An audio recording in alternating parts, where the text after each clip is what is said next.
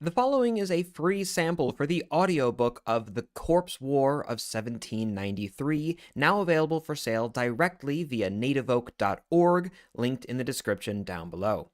Now, as a heads up, it contains a significant degree of graphic violence from about chapter 3 onwards, so if that isn't your thing, you may not want to listen. But if you love a good zombie outbreak story, and you want to see how an 18th century army might react to one, well, then carry on and enjoy.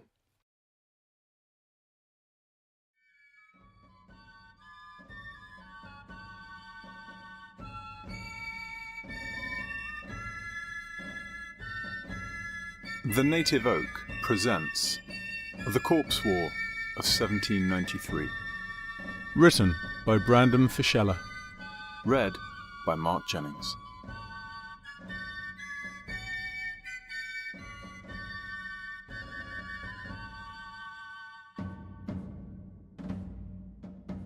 Part the first, wherein the author learns of the choleric dead. It had been said that corpses were walking in Norfolk, that some devilry had roused them from the grave with a hatred for the living, and that the bowels of hell had been loosed upon the earth. Of course, there was little reason to question the madness of any who might bandy such tales in earnest. The occasional tale of a flying jack-o'-lantern, or banshee in the mist, held far greater credibility and commonality than such new-fangled fairy tales. They seemed at the time of comparatively little imagination in the great pantheon of ghost stories. Still, such ravings had a representative around every fire and across every table. Within my own company, it was a young soldier named John who first thrust it upon us. He hung crookedly over the bar, speaking in a low whisper, as if he had a great secret to tell. We had joked about how he fancied himself an Eastern mystic. He seemed to us more of a fool. "They're without minds, they say. Nary a thought besides the fastest way to your throat. I heard tell of a farmer being roused in the night when he heard a crash, only to rush out and see it, lying head first in his chicken coop. It was thrashing all about and tearing the poor things to bits, biting their heads off." There was a moment of silence in our party then. It was not the sort of disquiet which John had intended, so much as our coming to understand that he might have been serious. Yet before any might try and talk some sense into the lad, our attentions were pulled away by some more importantly amusing racket. Loud and skilful swearing was heard from across the dingy little pub, in which we and some dozen or more other soldiers then caroused. One of our new recruits had picked a fight with a local, and Corporal White was in the process of shouting him down. Upon every cruel remark, the men saw fit to raise great cheers. They cared not who won the verbal struggle, only that it was being had and presented some entertainment. Before long, the recruit had been thrown from the premises, and most of the crowd followed after him, that the affair might be continued, as White allowed, in a more regulated fashion. Only the older souls, for whom the fun in wrestling had long since passed in favour of a good bottle, remained inside, besides those of us sitting with John. "Gnawing on the chickens, you said?" Bennett, an awkwardly tall and toothy soldier, reopened the board. He was always in good spirits, and a dear friend of mine. "Oh, that weren't no devil. I'm sorry. You know how I get when I'm hungry." The self-sacrificing joke was met with uproarious laughter, its humour aided by a most inappropriate degree of libations. "'Twasn't a drunken soldier," replied a dismayed John. "It assuredly was a devil, of some sort or another, and you'd do well to pay the report heed." Again, our commotion died down as our storyteller pressed the severity of his case. "From what I was told, after the farmer went and shot it, it just kept flailing about. Then he shot it again, and still it carried on. So he and his sons took their tools to the thing and stabbed it and beat it till their arms went sore. Didn't change a thing. Hell, it seemed like he wanted to do them as it did the bloody chickens, were it not held fast by the coop." The talk was met with more incredulous glances and shy smiles. "So then, I broke my own silence. What did our intrepid heroes do? The question felt at the time of little consequence. I had been enjoying the drink and John's nonsense right alongside the others. I hardly believed he could take his own tales for truth. Now I fancy that it was something of a marked point in my life, for I shall never forget the desperation in John's gaze, nor the madness in his voice, as he quietly uttered his next words. They set it alight. As the fire spread and it charred the thing black, the creature didn't so much as squeal. It just lay there, carrying on as it had been. Soon enough, the old coop just collapsed in on itself, but even then, they had to hold the thing against the flames with their pitchforks. It made to attack them, fixed its dead eyes upon them, and never looked away. Didn't seem to care a bit about the heat, even as its limbs began to crack and curl up like a dead spider. And the worst of it, through it all, the only noise it made, besides the popping of fat beneath its skin, was the chattering of its teeth, like it was freezing while it cooked. Took hours, as I heard it told, and the farmers' sons had to keep piling up firewood to keep it going. The thing just refused to die. The bonfire is what drew in the night watchman, who arrested the lot. John didn't even seem pleased with his tale. His eyes never lost their intensity, nor broke from my gaze. Something about his countenance had rather changed my attitude, and while I did not believe a word the man had said, I found myself deeply troubled by them all the same. The others, however, did not consider themselves taken in by the tale, and soon recommenced their japery. "Hang on now," exclaimed Bennet, slamming his cup comically hard upon the table. "Why arrest the old codger? That's a poor way to end your story. Why not, I dunno, give it a chase of sorts?" The advice clearly irked the storyteller, whose brow furrowed. "I can't well change what happened now, can I? I was told the man was arrested, so that's what I told you." As he attempted to relay the seriousness of the situation, poor John's efforts were again undermined, this time by the group outside returning. The local man was at their centre, having won his cause. An eye shone black, but he brandished a wide grin as my fellow soldiers competed for the chance to buy him a drink. Some even implored him to enlist with the regiment. "But what was he arrested for? Roasting his own fowl?" Bennet's attention was never drawn from John. He seemed annoyed at the young soldier's insistence upon the story's veracity. "Can't well be illegal to kill a monster now, can it?" The crowd had once more become merry, and forced John to lean closer. Still, he was committed to keeping quiet, as if he told a great secret. "That's the point, you woolhead," hissed he. "By all appearances, it weren't a monster. It was a man, just different somehow, unkillable, and thrown into a senseless rage. By the time the watchman showed up, it was just a blackened corpse being hacked to bits by the farmer and his kin. Of course they were all arrested." Now it came time for another in our party, old Richards, who had seen many years of soldiering, to speak up. "But what sense does it make?" asked he, with his usual judgmental glare. "Why carve the monster, or man, or whatever have you? Why carve it up like a goose? Now I don't question your good intentions, son, but it sounds more like your farmer was already well mad and concocted a story to match. Assuming there ever was a farmer to start with, that—" "You're not understanding," interrupted John. "They cut it up because they didn't believe it was dead. Why should they?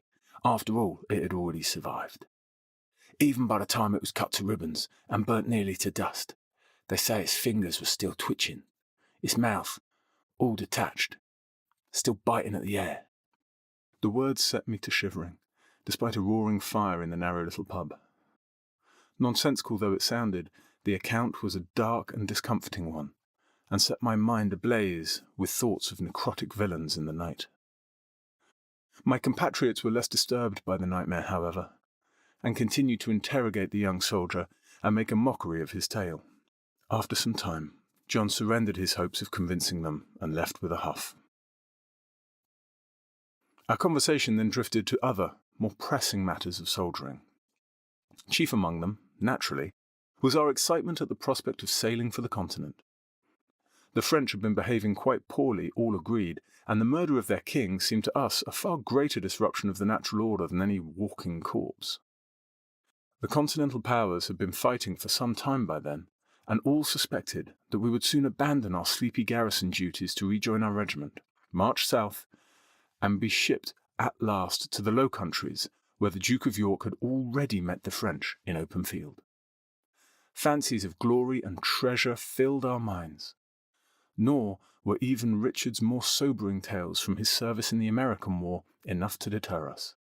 So we drank and made merry for many an hour, paying tribute to Bacchus until Mars might again rear his ugly head. That night, as with every night in those long and dull days, Mars' call came in the form of a drummer marching through the village sounding tap-two. Some lads would always make a show of insisting they did not hear the distant order, and protested the keener-eared barkeep cutting them off. Before long, even an artilleryman could not deny the summons, and the usual threats by a corporal were always convincing enough. Thus, our revelry came to an end, with all thoughts of devilry well cast from our minds, save, of course, those ones more familiar to the soldiery. As I ambled steadily on with the others to our company's small encampment, then upon the outskirts of the small Wiltshire village where we had long harassed the locals, I allowed myself to lag somewhat behind, that I might enjoy some quiet. I recall now with sadness how the brisk chill had danced across my flushed cheeks, and the beautiful colour the setting sun lent the clouds. It was my last feeling of true contentedness. There was a bucolic stillness about my little world, and I envisioned it be soon filled with adventure. I fancied myself a hero in the making, and pictured the fine cut I'd make marching over the hills and far away with my friends. After all, I had abandoned my former life, a one of little interest to any discerning readership, for far more than drinking, drilling, and stories of ghouls in the night. With that thought came the reminder of John's stories, how deeply his gaze bore, and the genuine feeling behind his conveyance of what to any sensible man would appear as nonsense. Yet, as the air about me grew colder and darker, and my cronies gained some pace ahead, I found my mind drifting to visions of burnt, biting corpses. Try as I might to cease such thoughts, I soon found myself imagining every dark corner to host some vile horror or other. Having jumped at the sudden creaking of a tree branch, and cursing myself for a fool, I made to rejoin my compatriots while praying they would not suspect me of dwelling upon John's silly story. In those happier days, few things concern me more than the approbation of my brother soldiers. Soon we came upon our little block of tents, and making ourselves known to the sentry, made to complete our final duties before sleep.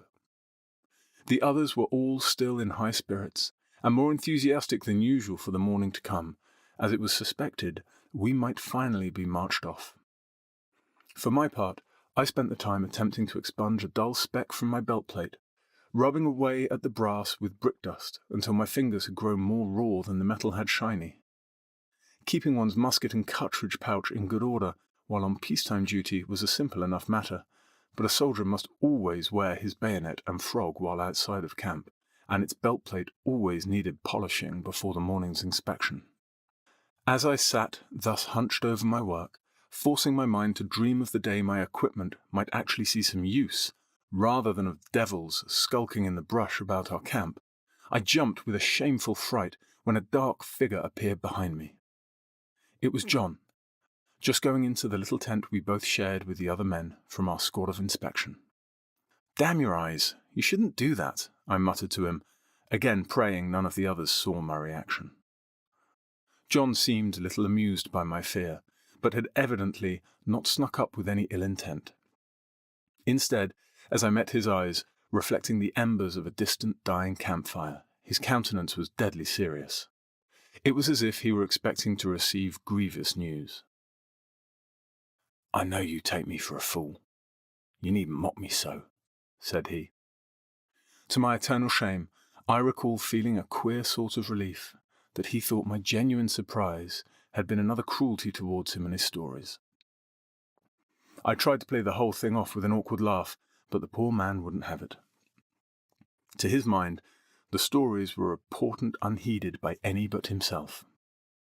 I now understand how maddening his position must have been, the sort all too common in our military world. You know, he continued quietly, I pray you're all right. I pray that I am a fool. But mark me, by the end, we'll all be praying for a Frenchman's bullet. We aren't going anywhere near the continent. The man had a flair for the dramatic, and I told him so. There's already plenty of fighting to be had, said I. Even Sergeant Percy has been saying the orders should come any day now. Where would you have us go? To sit and guard the graveyards? The young soldier, the only one among us to see the world clearly, was dejected. He would not meet my gaze, but only ducked into the tent. On finishing my work, I soon followed.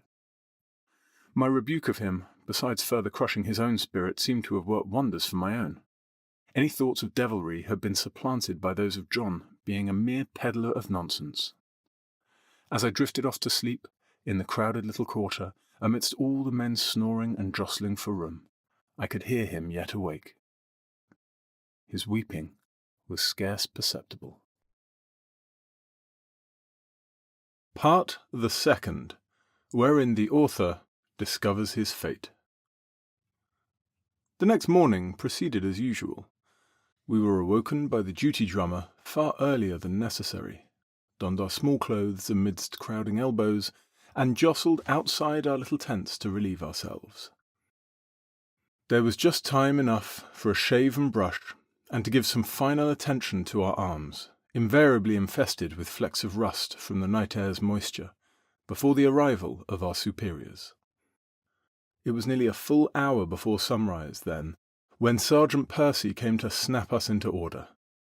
Our squad had the honour of his direct attention. With my musket at the shoulder, and done up snugly in my stock, I felt through the grogginess of an early morning that I must have looked a very fine soldier among a very fine band. How appropriate it was, then, that the good sergeant took near immediate note of some imperceptible infraction to dash my hopes. With a swift motion, he had snapped off the offending button, which was apparently too loose, and hurled it some way across the ground with a promise that, should I not find and reaffix it properly before he next saw me, I should be given extra duty. Ultimately, it was a threat made good. Percy was a hard man, and the exigencies of peacetime service allowed him little opportunity to demonstrate such. The greater part of his scorn was always reserved, however, for Bennet. That morning it seemed the brass furniture of his firelock had gone without sufficient polishing, and he was at once made to hoist it high above his head and run laps around the camp, religiously chanting "I love my musket" as he went. It was a struggle to hide my smile, lest I should join the exercise. Adorations aside, we were then paraded as custom to the centre of camp, with all the other squads, and thence redistributed to our usual places according to height to form the full company. Again, we were inspected with Percy making great use of his old halbert to push us into a proper line. Most of the army sergeants had cast aside their halberts by then, and taken up the new pikes in accordance with the recent uniform changes. Even Sergeants Daw and Green, who sat by the side and observed Percy's shoving with some amusement, had done so without complaint. Yet Percy was a stubborn man, a veteran of Gibraltar and less trusting of change than his compatriots who had served in America. Having been forced to pull his halbert into stores for the siege and take up a firelock like a damned private man, he swore he would only surrender it again when the colonel himself came to seize it. Such was his only trait contrary to the regimental standard, and Captain Lawrence had little cause to push the issue further. Whether by halbert or by pike, that we men were aligned to our proper dressing was the pertinent issue of the day. As our assembly was concluded, We stood in eager silence for some time. How excitable we were for a time of action. The end to our drudgery at last. "Officers in camp!" The sharp cry of Sergeant Daw was accompanied by a snap to attention. The trio of finely decorated gentlemen who sauntered towards our little parade were adorned with gold lace and silver gorgets that winked in the faint morning glow from behind thick blue cloaks. Each of them was every inch an officer and gentleman of quality, and each of them seemed in some distress. Our captain always bore an intentionally placid visage. He held in much regard the proper emotional distance between himself and his men, and to know what he was thinking was normally an impossibility. Yet, on that morning, all could see his disquiet. As he passed between the ranks on his inspection, his eyes seemed hollow, as if detached from the uniforms and equipments usually so keenly surveilled. He did not even blink at my missing button. He was troubled and lost in thought. James Lawrence was a good officer, a disciplinarian to be sure, but fair. He did well by his men, and we trusted him to lead us nobly on the day we first met the enemy. I believe he was a distant relation to some minor nobility in the north, and so of little personal means, having only advanced beyond his ensigncy by the patronage of our colonel. It had always been clear that he was eager to make good on that investment, and prove his worth in the coming struggle. He had been attentive to our needs, and encouraged all of Percy's severity in drilling, that we might show ourselves the best of the regiment when the time came for action. Nor was his zeal ever derided by the privates, for we shared in it. Indeed, prior to the captain's appearance that morning, only John had demonstrated anything near a lack of enthusiasm, and even he, I had thought, must surely be shaken back into tolerable spirits with the escape of idle garrison duty. So I could only wonder what had changed. What foul news did he bear? "Good morning, men," spoke the captain, as he concluded his ceremony and took a place before us. "As you all know, I am returned from Salisbury last night." The cathedral city had housed our colonel for some time, alongside nearly half the battalion.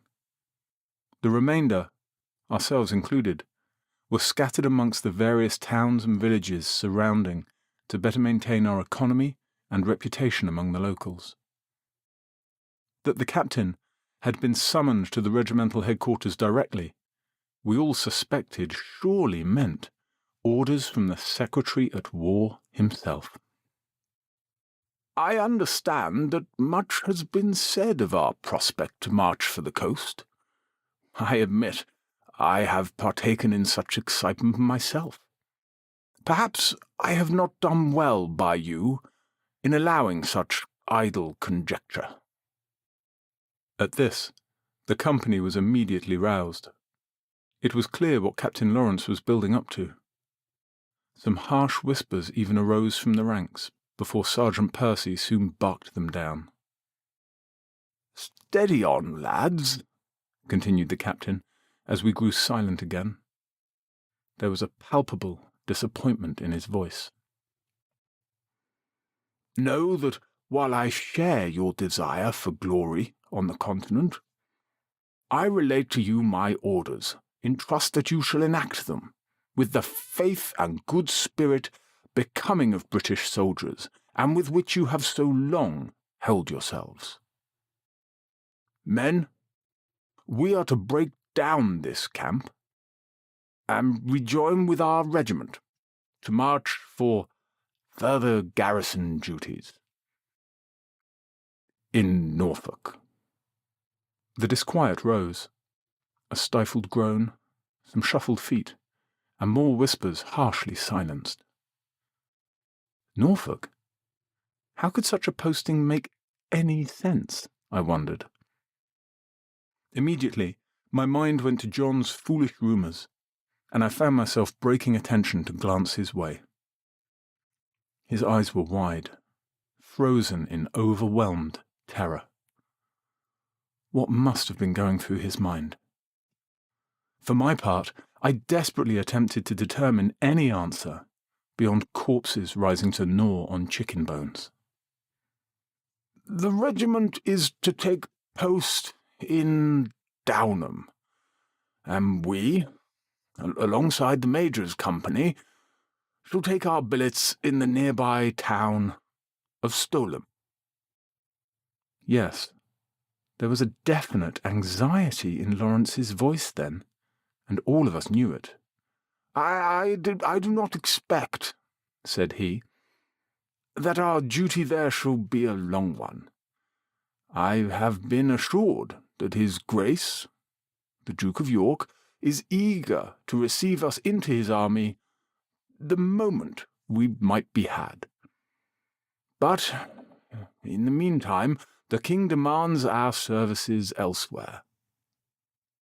There have been reports of certain riotous behaviours in the countryside, and we shall be there to put an end to them, to secure the King's peace, and ensure the good flow of commerce. Lads, I understand your disappointment, and that is why I tell you these things, as no other officer might. Yet our duty is clear, and we shall meet it, unflinching wherever it may call us. God save the King! God save the King! Our cheer was hardly enthusiastic. No hats were thrown, no huzzaying was to be had. After the chant came a deadly silence. More of confusion than of fear. Why Norfolk? The thought prevailed above all others, even as the sergeants dispersed the formation and began their expected abuse towards those men who had embarrassed them by muttering in ranks. Indeed, we had behaved childishly, but the reader must understand the deep woe which might affect so devil-may-care a body of troops as our own, at having the anticipated end of our idleness thus ripped away. We were exchanging the promise of booty and advancement for yet further monotony in drill and fatigue, endlessly preparing for an occasion which seemed never to come. And above all else, there rose the fear of uncertainty. Though none would show it, the likes of John's rumours surely rang through many a mind with greater credence than ever. It is curious how a story, first appearing nonsensical, might take on new air the moment it becomes of consequence to the listener. Riotous behaviours? In Norfolk of all places, where nothing of note had occurred since Boudicca's revolt. It was difficult for any man to believe that such public disturbances were sufficient to warrant anything beyond some local yeomanry, especially when all of Europe was alight with war. There had been nary a hint of trouble from those parts, save for John's story. From whom had he heard it again? Where did he say that infernal chicken coop was? The details of it all danced through my mind with a new, terrible vigour. Packing away the encampment was a hectic enough task, yet, through all the tearing down of tentage and stuffing of carts, my thoughts were seized by images of charred, grasping hands and burnt lips peeled away from chattering teeth. John's story had firmly entrenched within my mind, yet I found myself without the courage to interrogate him upon it further. For what shame might demonstrating my fears bring, when the others spoke only of continued boredom? From the few glances I caught of John throughout the day, he seemed more anxious than ever. Whenever some duty would normally have pulled him in the company of our squad, there always seemed some excuse for him to be elsewhere. I would find some opportunity to interrogate him on the march, I told myself, and finally dash aside such nonsensical thoughts. So we all did our duties, and before long were ready for the march. We had our small breakfast, and those men with cronies or working obligations in the village took some time to bid farewell and offer apologies for tasks incomplete. Before long, we were all formed up and parading beyond the outskirts to rolling drums and the well-wishes of those we had befriended, and the pointed neglect of those we had not. Captain Lawrence and the other officers went at our head, and our civilian followers came up at the rear with our baggage. We carried on with the pretense of parading for a few hundred yards beyond the settlement, ultimately breaking into a route step along the narrow country lanes. This provided some opportunities for conversation, although the topics thereof were strictly regulated by our non-commissioned officers. Any fairy tales of devilry were soon suppressed in favour of more pleasant topics less damaging to morale. Still, some accounts were to be had. During those few days of marching, I heard tell of many falsities, from a rampant plague in Lynn to swarming rats in Norwich. It seemed every sneeze in those parts was soon reported upon as utter cataclysm. There came even variations of the coop story, ranging from laying blame upon a mad farmer who murdered his neighbour, to mad tales of pagan cults conducting their evil magic in the woods. As our ultimate destination drew nigh, the rumour mill churned ever more quickly, turning out tales increasingly ridiculous and varied. Though, ironically, these came to have a comforting effect upon us, for it became all the easier to treat them as they were, silly stories told by shepherds to entertain themselves in their long, dull hours. Consequently, as our tales grew all the darker, so too were we assured of our imminent lack of adventure. Save, of course, for one of our number. John's anxiety was not stemmed by the tide of tales. Rather, with every fresh iteration of his original story, shared around campfires or over bumpers, his frustration and intensity seemed only to grow. I no longer desired to question him, as he became all the more insistent on declaring the truth to any who might listen. His tale, unchanging, became dull, and was taken with ever less gravity. John was purely in earnest, and among soldiers seeking entertainment, it was the worst thing a man could be. Eventually, his rhetoric of doom even reached the ear of our impressionable young Ensign Tell, who had, through his innocence, been ignorant of such foulness for the longest time. In his naivety, he offered John his ear, and was put into a terrible fright. The poor boy awoke that night in a fit, only consoled upon insistence that the devil he saw grasping at him was, in fact, but a nightmare. Though he tried to avoid it, Captain Lawrence forced a name from the little gentleman, and the next morning our company was called out for punishment. John was flogged most severely for blasphemy, dishonesty, disrespecting his officers, and spreading disquieting lies among the men. From then on, he became less keen on repeating himself. He became distant and fearful of the world, and I often heard him weeping when he thought himself alone. Still, I did nothing for him. By the time we arrived at Stowlham, then, any fears born of John's tales seemed utterly ridiculous to me. Had any of our company harboured similar anxieties, they surely came to feel the same. I recall the shame with which I compared myself to the childish boy so taken in by stories and desired only to put the whole affair behind me. After all, what power could imaginary devils have when the very real prospect of a far worse fate, idle boredom, hung so dark over us? Now, upon my recollections, however, I see more clearly than ever the foolishness of my resolve.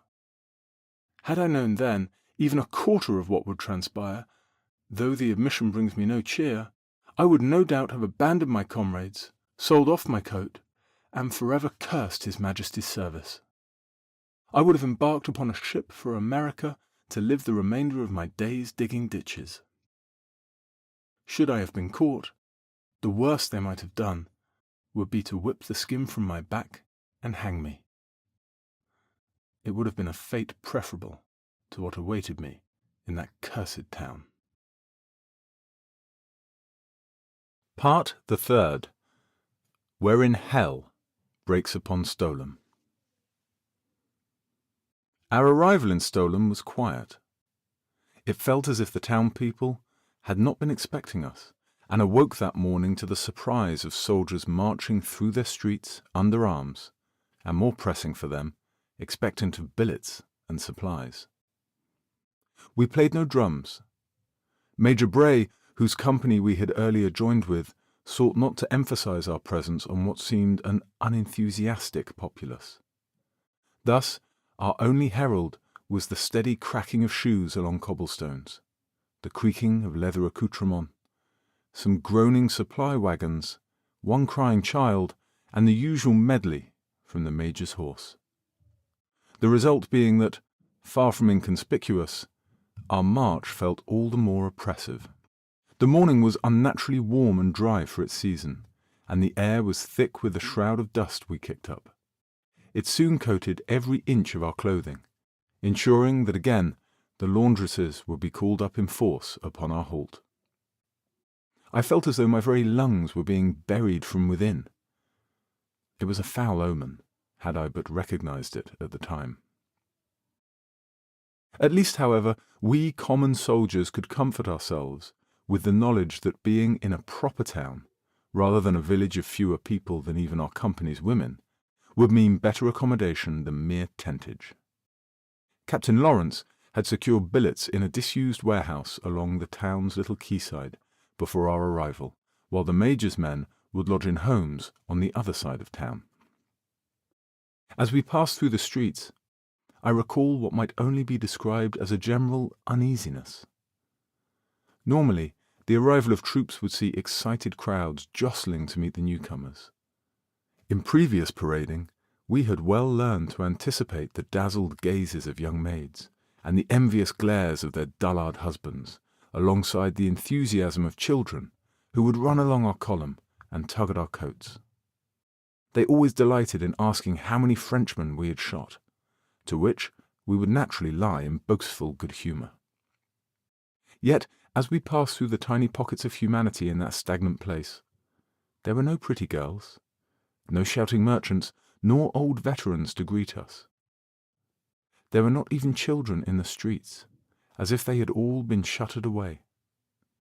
Instead, the few eyes we saw peered out from within poorly kept homes or behind dark corners. They were filled with distrust, and perhaps even fear. But of what? Invariably, my mind fell, for the first time in some while, to John's old stories.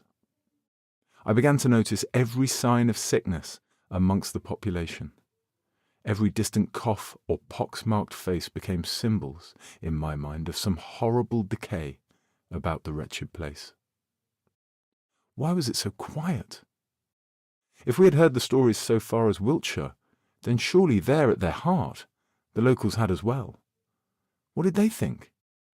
Were the tales mocked as drunken ravings, or heeded as warnings to bar their doors and keep children inside? How could mere stories prove sufficient for the cobbler, the tailor, and the draper we had passed to all be shuttered up? And why, I continually wondered, were so many soldiers posted to such a remote place? In what felt foolish at the time, I began to suspect that corpses might rush at any moment from every alley, ripping away at us, while those dreadful locals stood by and watched with half-dead stares. Would that such terrors were, indeed, foolish. Before long, though it felt a great time, our column was halted before the customs house, near the river on which the town relied for its little commerce. There, after some seemingly terse conversation between the local magistrate and our officers, which I could not discern from within the ranks, our good captain ultimately returned to us and issued our arrangements. No soldier is ever saddened by the order to disperse, though I was exceptionally grateful in that moment to be away from the street and its visions of so many grabbing monsters in dark alleyways. Damn that John, for having put such ridiculous notions in my mind, thought I with a grimace. Nor was I the only one disquieted by the place's air, For while none dared speak of their fears, there seemed a generalized anxiety all through the ranks.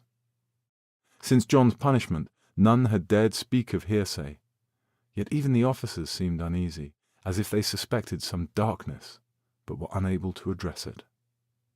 Regardless of any fears, our first days in Norfolk passed much the same as in any other peacetime service. We had our regular fatigue, and patrols, and stood sentry. We aided the sour-faced customs officials, and otherwise sought local employment to supplement our wages and waste on merriment, although wretched Stowlham seemed devoid of such opportunities. Indeed, whenever the garrison engaged with the locals upon any matter, commercial or otherwise, we found only either a general disinterest or an outright hostility. They seemed suspicious of any souls from without their little town, even beyond the usual attitudes of such rural environs. Those of us capable of finding employment were only paid but begrudgingly, while most taverns outright refused to treat with the soldiery unless we drank our fill outside, away from the exceedingly few usual patrons. In the early days, I suspected, as surely others had, that such prudishness must relate to the horrors of which we had heard tell. Try as I might to secretly inquire amongst the locals for the truth of such, however, not a man would offer me a meaningful word in reply. It seemed the inhabitants felt that to speak the very words might bring some great calamity upon them. Yet far from driving my suspicions of the supernatural, it rather made me imagine the locals as so many children playing at make-believe. For how might a community, faced with any genuine threat, behave in so childish a manner? Thus, as we fell into the usual routines of Garrison, and day after day faced no horrors save idleness, I, like my compatriots, became resolved to relieve the tales nothing more than utter nonsense. The droll efforts of a melancholic peoples to find some excitement in their drab lives, as is so often the case amongst common peasantry. I was a soldier, and even in idleness assured myself that I was a cut above their ragged sort. Truly, I had begun to hold a great disdain for the local people, much as I pitied them their miserable existence. The locals' continued queerness notwithstanding, we in the garrison had grown quite comfortable. Our anxieties had totally shrunk from the unnatural, and were replaced with more usual grumblings. I recall with a most dour fondness how poor Bennet joked that he had come to fear his boredom more than anything, and almost wished to sight some devil or other, if only to give him some action. "Mark me well," laughed he, before heading to post sentry one night. "If I'm not eaten alive by the time you relieve me, I'll have skewered myself on my own bayonet instead. God, I hate how quiet it all is here." Yet that cruel joke, spoken on our 10th night in that foul place, was the last my old friend ever spoke to me. For it was during that same night when Stowlham's corruption finally bore its rotting putrescence. I had been turned out by Corporal White for sentry duty, along with my old crony Richards and 2 other fellows, De Rosa and Pratt. In the little moonlight that pierced the warehouse's old walls, and cursing the lateness of the hour, we donned our coats and our belts. We took little care to avoid waking our sleeping comrades all about us.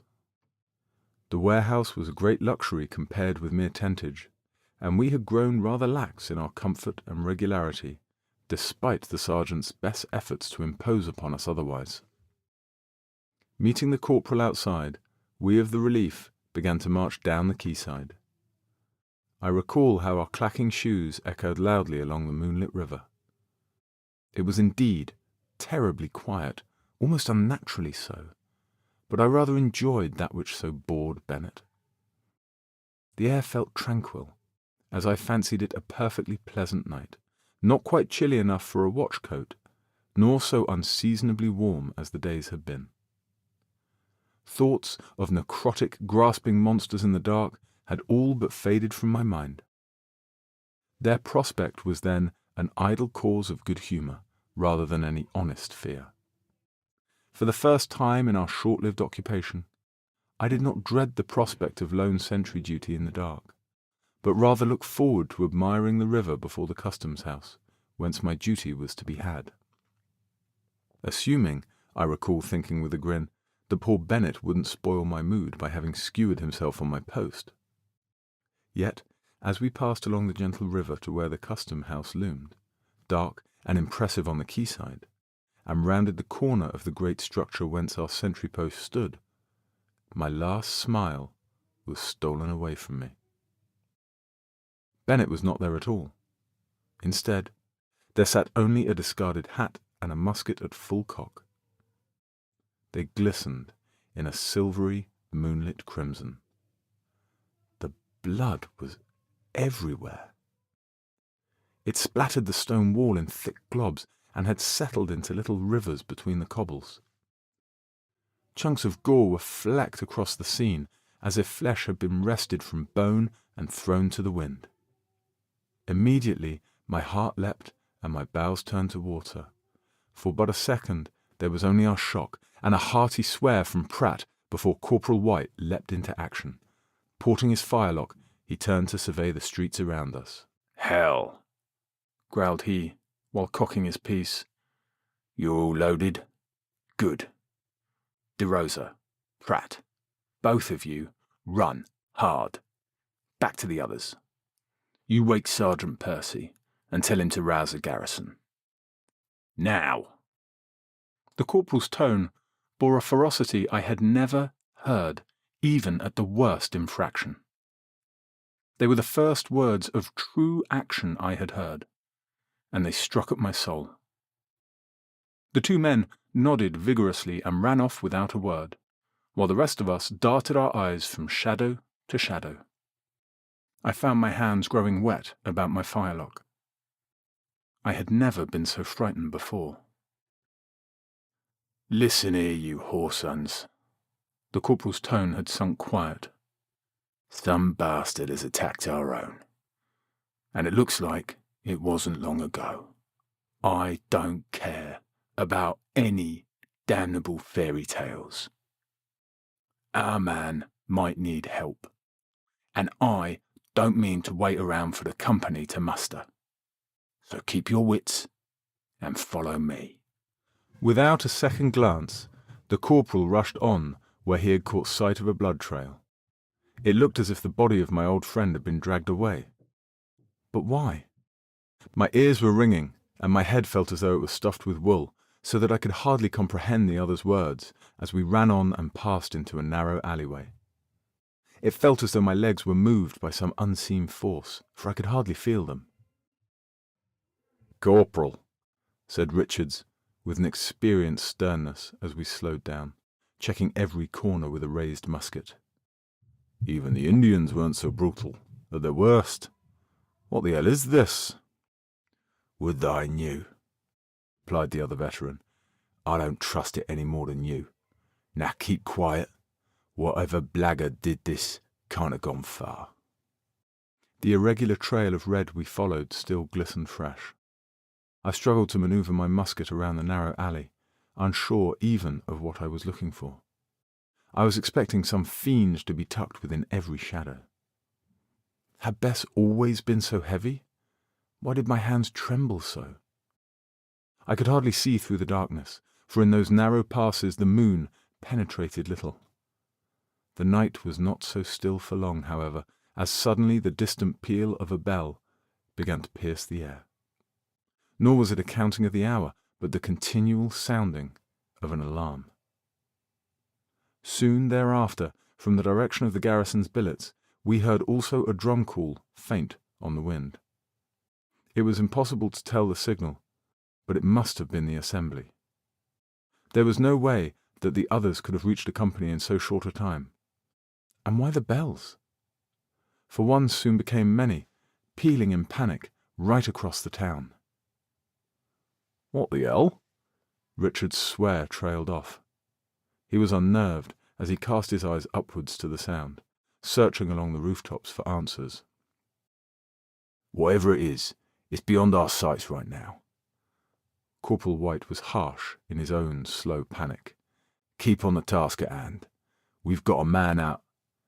He was cut off as we rounded a corner and stumbled across our quarry in the dark, but a few yards distant. Bennett, it appeared, had not been killed. He stood still and gazed with tilted head out to the distant bells, as if confused by their very nature. From the side of him, I saw his shoulders were oddly slumped, and his legs seemed to wobble erratically, like a babe first learning to stand. His fingers were all grasping at nothing, as if they were desperate to seize the air at his side. They ran red with blood. In the little light which cast all in shadow, I could see his mouth working senselessly. It was not in an effort to speak.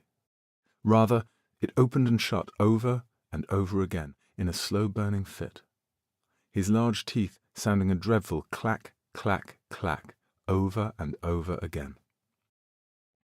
We were silent only a moment, beholding our friend in shock before Corporal White took his final step forward. "My God, man, are you all right?" His whispered inquiry was cut off sharply.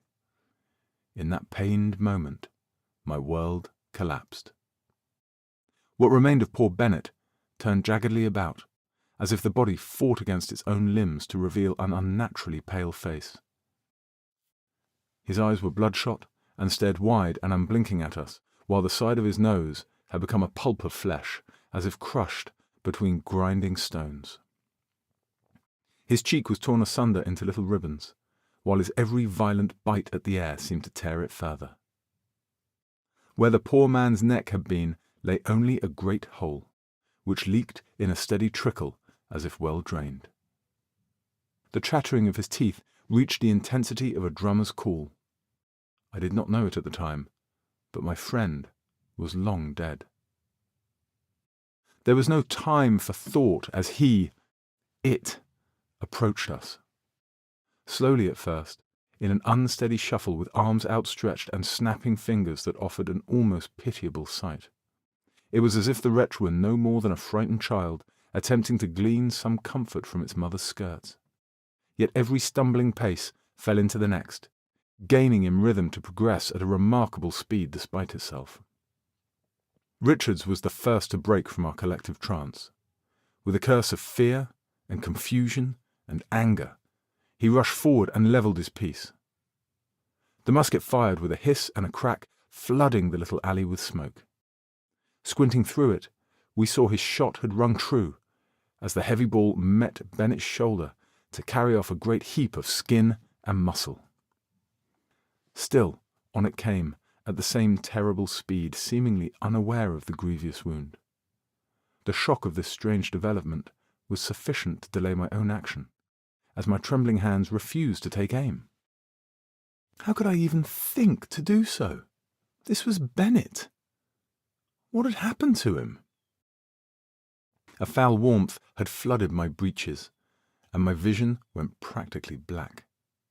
Within a second, before Corporal White could react either, our once friend set upon poor Richards. He initially kept the thing at bay with a ported musket, yet his attacker seemed mindless, not seeking to grapple in any way, but instead throwing itself bodily against him with as much force as it could muster.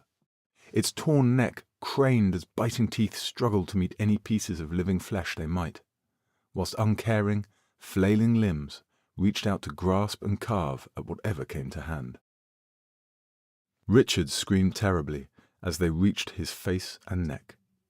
It was only a moment before he stumbled back and fell to the ground.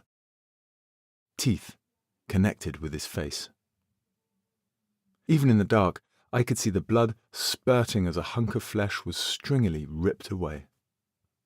By then, Corporal White had already rushed in, and having dropped his musket, he took hold of the thing's shoulders in an effort to heave it off. Yet the devil was wholly determined to continue tearing at Richards. On a second heave, White managed to gain some advantage, and soon the creature was dislodged as they both fell back. The men screaming bled into one another, with a piercing discordance, as much in confusion as in horror. What had happened to poor Bennett? By the time I regained any sense of myself, only a breath's time having passed, the devil had already turned about and was forcing itself on the corporal. I had no choice. Though I wept and could hardly lift my firelock, I rushed on and pushed my bayonet into its side.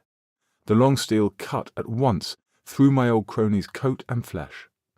I felt every scratch of the blade against his bones. Yet despite a surely fatal blow, Bennett did not seem to mind in the least.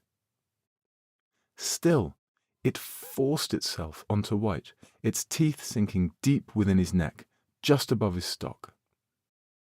I wrenched my bayonet free, nearly dropping the musket as I did so, for how fiercely I trembled, and with a great cry made to stab hard into Bennett's back. I struck again, and again, and again. My eyes stung with tears and sweat as I wailed and thrust, all to no avail. The corporal's screaming soon turned to a gurgled choking. Then the gurgling ceased. His limbs lost their strength and fell to the ground as he died. Yet such was only the terror's advent, for no sooner had White been so horrifically slaughtered, when my bedeviled friend made to spin about and grasp at me. Try as I might to force my attacker away with another thrust, I found myself without the strength. It did not try to parry my blow, but leapt for my legs as if driven by mindless impulse. With a cry, I made to evade the biting teeth and stumbled backwards, falling hard upon the cobbles. Then I did drop my musket. I kicked at the devil with all of my strength, but found myself little able to deter it, even for a moment. I still recall the sensation of my heel cracking through those big teeth. Nothing dissuaded him. As I thus fought to keep the corpse at bay, it frantically scratched and clawed at my gaiters, carrying off a few poor-kept buttons as it did so. As my legs were exposed, so too did they suffer beneath the assault, as the white of my stockings began to turn red. It was then, through my panic, that I noticed a sign I first took for a blessing. Corporal White was rising to his feet. "Corporal!" I cried to him in folly. "Help me! Please!" I was panicking as Bennett gained a better hold with my every breath. My leg was red raw with shallow scratches, and I feared at any moment the devil might finally bite flesh with its remaining bloodied teeth. My little hope then transformed into abject horror as I saw the corporal's jagged movement, the irregularity of it, and his deathly silence save the clacking of his teeth. Then, as if by some unseen signal, the same commenced with old Richards. As he succumbed to his wounds, I saw his body begin to violently twitch. It was first slow, and then, in a rising furore, I heard his own jaw begin to clatter. His dead, utterly uncomprehending eyes fixed wide on me. It was only by the capricious will of the fates, then, that my life was preserved. I discerned the pounding of many shoes and the shouting of men from behind me. "What's happening here?" came a heavy, authoritative voice. I knew it immediately as Sergeant Percy. "Get back, damn you!" Suddenly, I felt two pairs of hands set upon my shoulders, hauling me back as I continued to kick away my assailant. Another man, his musket slung, tried to take hold of Bennett. The last two then came on, with ported arms to either side, making to aid my former colleagues, who seemed to them injured and unsteady. "No! No!" I had not time to finish my shout before the horrific scene recommenced. The men who came on to Richards and White found themselves set upon immediately by the fresh corpses. The other, who had made to haul Bennett away, found the devil soon turned about and biting hard at his hand. The alley again became a scene of blood-soaked chaos. The two who pulled me away, in their terror, dropped me to the ground and fumbled to level their bayonets. I saw Sergeant Percy then appear at their side, his old halbert in hand, as he surveyed the alley in bewilderment. The sound of tearing flesh and rushing gore had already silenced one of the men screaming. "It isn't them, Sergeant! It isn't them!" I choked my warning through racking gasps and tears. Yet it mattered not, for the sergeant spared no thought to me but immediately advanced.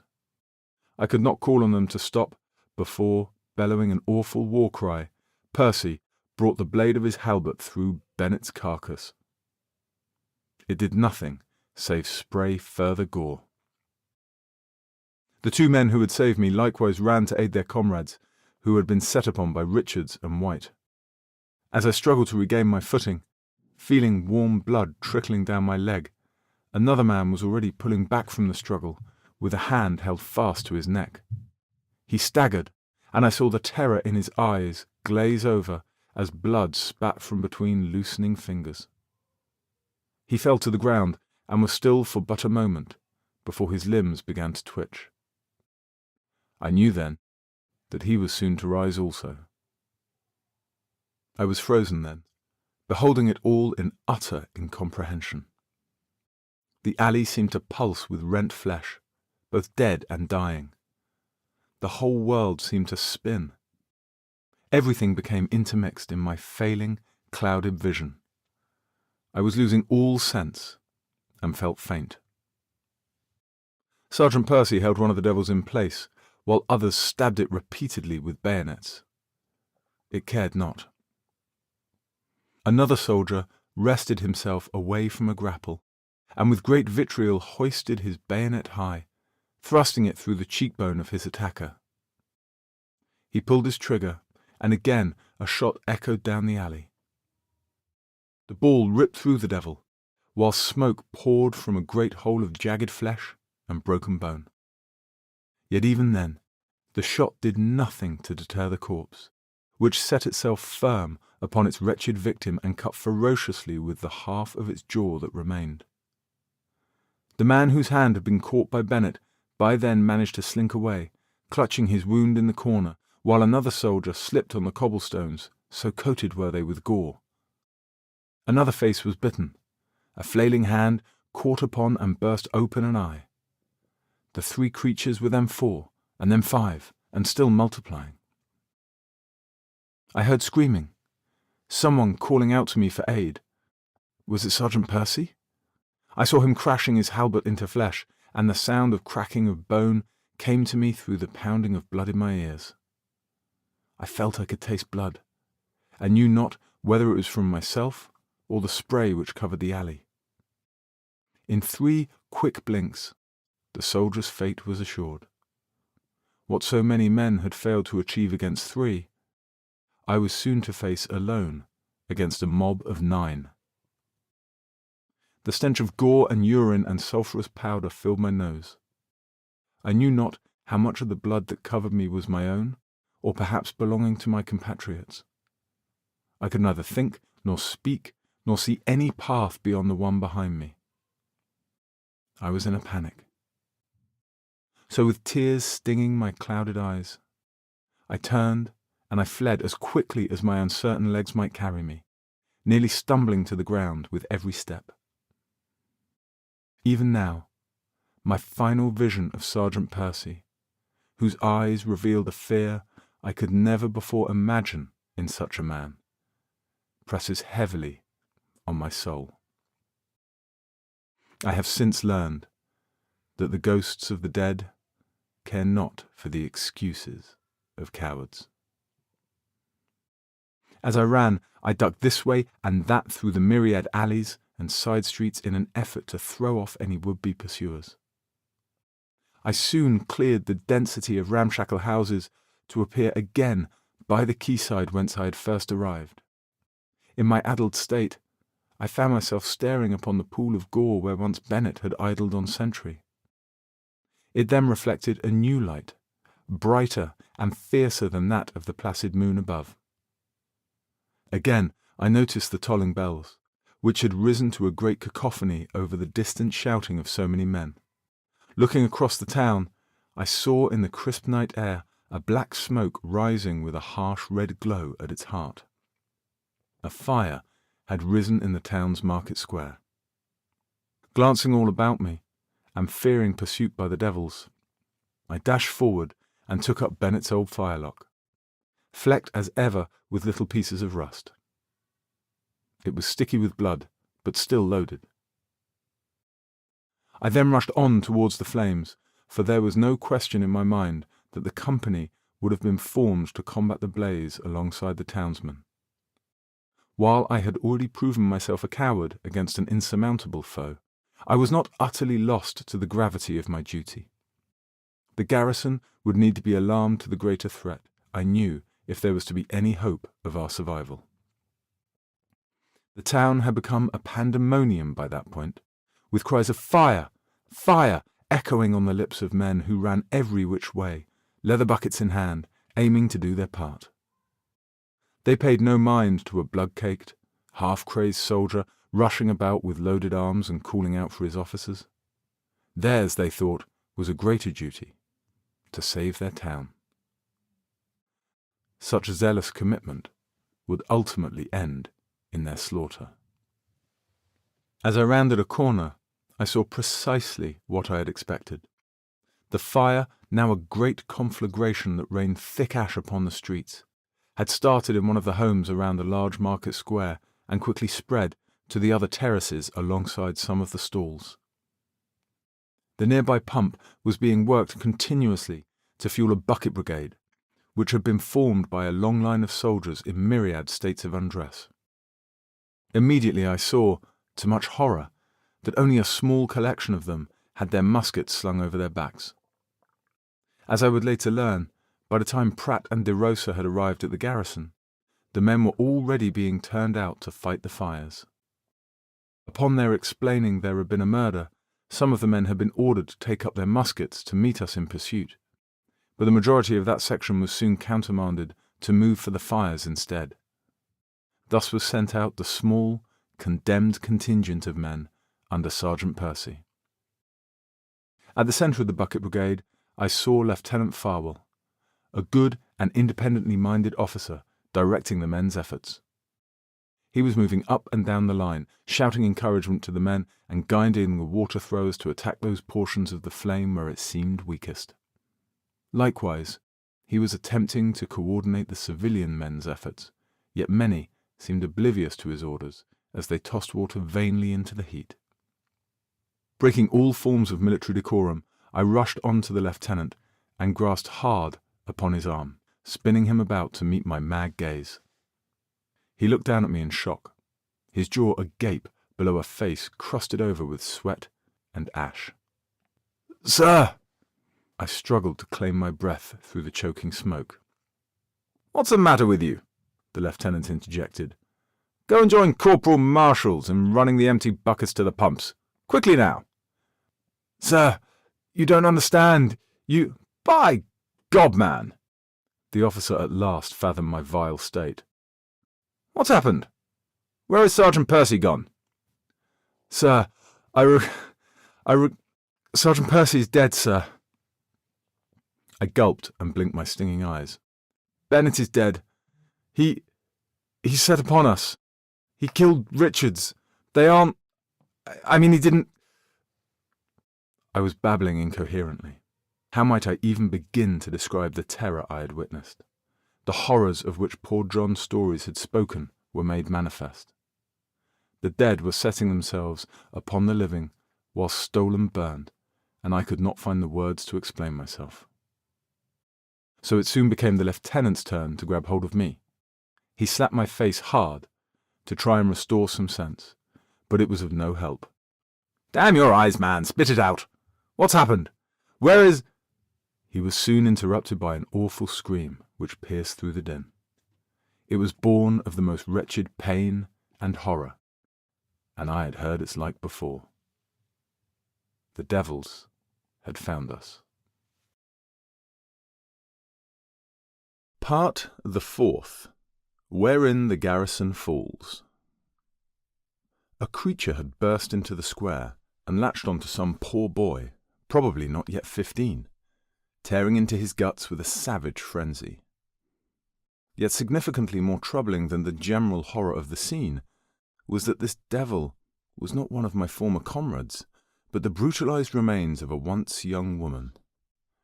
She wore only a woefully torn shift, once white, but now a dripping red as if she'd been set upon while abed. Who knew then how many corpses stalked that fiery night? The victim was already well strewn across the street before aid finally reached him. A man rushed on and tackled the corpse, striking it hard with his bucket. Yet even with this hasty rescue it was clear there was no hope for the boy, as his bowels had been spilled. Soon a crowd, emboldened by the first man's courage, gathered around the scene while he wrestled with the she-devil. Yet the creature gained an upper hand in the struggle, biting hard upon the man's ear and ripping it away. As he screamed, others went into the fray, attempting to separate them. Already the boy's body was twitching in its post-mortem throes, and I could do naught but look on in abject horror alongside the lieutenant. It was happening again. All efforts to combat the fire had collapsed as the square turned to chaos. The disemboweled child had been taken up in the arms of a panicked older man, perhaps a father or grandfather, who wept and shook and called to his boy. Suddenly and silently his sire replied, lunging forward to gorge upon the mourner's exposed neck. Weeping then gave way to screaming, and was soon silenced. The others, still attempting to stave off the first devil, quickly found themselves set upon by yet another creature, which stumbled in from the same alleyway. This one was once a young man, likewise wearing only his shirt. Perhaps he had been taken alongside the woman. He joined in her efforts and latched soundly upon the nearest civilian to bite hard upon his face. All at once then, it seemed as though a great flood had been unleashed. All about us, countless bodies began swarming into the square. Some of them were calling for help, while others silently bit and grasped at the air, stumbling and falling after would-be victims. The mob all ran this way and that, as every man sought sanctuary, only to collide with a fresh, oncoming corpse. After a quick, brutal struggle, they too found themselves joining in an orgy of flowing viscera, which pooled with the water of so many drop buckets. In but a moment, the square was wholly overwhelmed. The army, however, was not idle during this time.